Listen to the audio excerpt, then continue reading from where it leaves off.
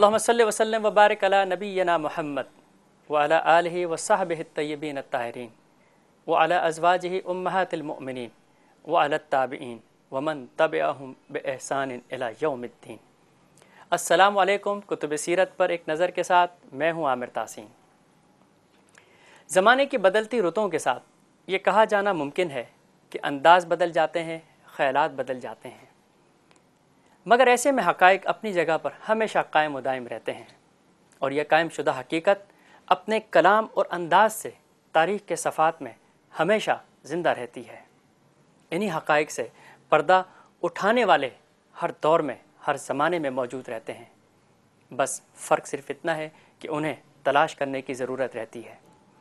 حقیقت وہی ہوتی ہے مگر انداز مختلف ہوتے ہیں، کیونکہ ہمیشہ اہمیت ابتدا اور اختتام کی ہوتی ہے، اور جہاں سیرت النبی صلی اللہ علیہ وآلہ وسلم کے موضوع کا اختتام ہمارے لیے ابتدا ہے، وہاں ابتدا بھی اختتام ہے، بس ذرا غور کرنے کی بات ہے۔ آج ہمارے ساتھ موجود ہیں حکیم محمود احمد ظفر صاحب۔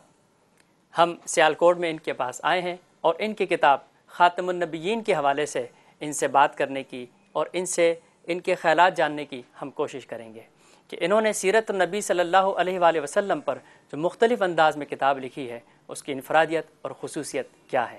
السلام علیکم۔ وعلیکم السلام۔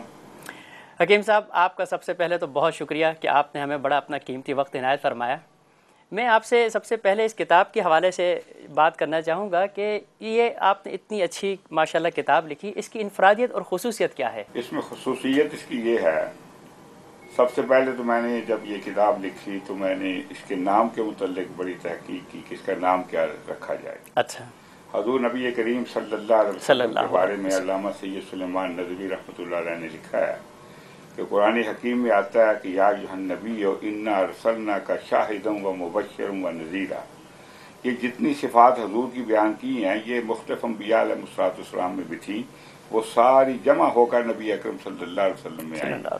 جیسے کہ کسی شاعر نے کہا کہ حسن یوسف دم عیسیٰ ید بیضا داری، آنچے خوباں ہمہ دارن تو تنہا داری۔ سبحان اللہ، کیا!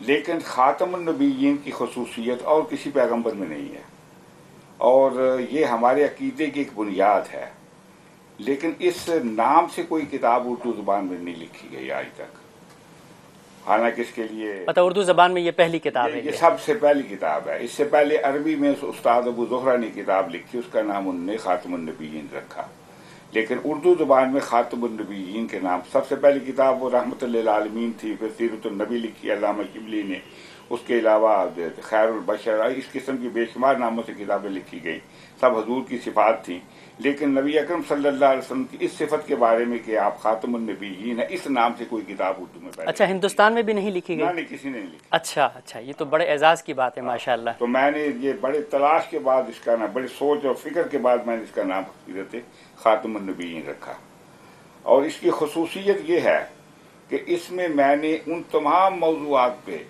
سب سے پہلی بات تو یہ ہے کہ سوائے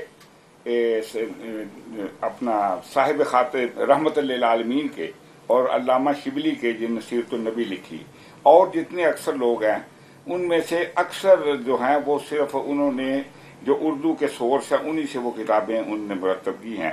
اصل سورس جو سیرت کی ہیں عربی زبان کے اندر، کیونکہ حدیث میں یا سیرت کی کتابوں میں ان سورس سے لوگوں نے استفادہ نہیں اٹھایا۔ اچھا، جو اصل ماخذ ہیں ان کے، جو ماخذ ہیں، جی بالکل، میں نے اصل ماخذ جو کتابیں ہیں ان سے میں نے استفادہ کیا ہے، اور مختلف روایات کے بارے میں بڑی تحقیق کی ہے، جو کہ عام لوگوں نے مکھی پہ مکھی مار کے اس کو ایسے ہی لکھتے چلے گئے، لیکن میں نے ہر معاملے کے اندر تحقیق کی ہے۔ ماشاءاللہ۔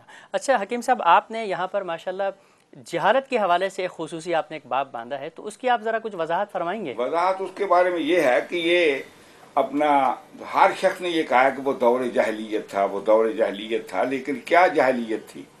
یعنی اسے عام معلوم ہوتا ہے کہ جیسے کہ وہ لوگ بالکل اجڑ تھے، وحشی تھے، حالانکہ وہ بڑے بااخلاق قسم کے لوگ تھے، جس کی تفصیل میں نے اس کتاب کے اندر دی ہے، اور اس زمانے میں کیسر و کسریٰ کی جو سلطنت تھی وہ بڑی متمدن سپر پاور تھی اس زمانے کی، اس کے اثرات سارے عرب کے اندر، مکے کے اندر بھی، مدینہ کے اندر بھی، سب جگہ اس کے ظاہر تھے، بلکہ وہ ہماری جو یعنی جنگ احد ہوئی ہے اس کے اندر جو خواتین تھیں कुरैश की तरफ से गई, उनका एक तराना था जिसमें ये कहती थी कि हम तो ज़मीन पे चलती नहीं है, हम तो कालीनों के ऊपर चलती हैं।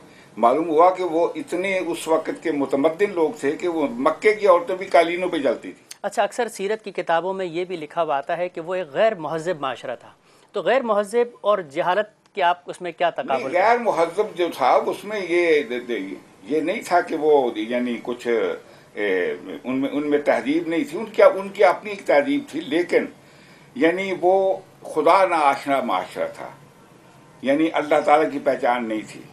और दूसरे अलावा ये है कि कुछ चीज़ें उनमें ऐसी थी जो कि मसलन लड़कियां उनके लिए बायसे आर समझी जाती थी, ज़िना उनमें आम था, जुआ उनमें आम था, इस किस्म की बेशुमार गैर अखलाकी हरकत का बहुत ज़्यादा गैर अखलाकी हरकत, और ख़ुसूसी तौर पर जो सुपर पावर थी वो उनके अंदर तो इस कदर गैर अखलाकी चीज़ें थी कि आप उसका यानी तसव्वुर भी नहीं कर सकते।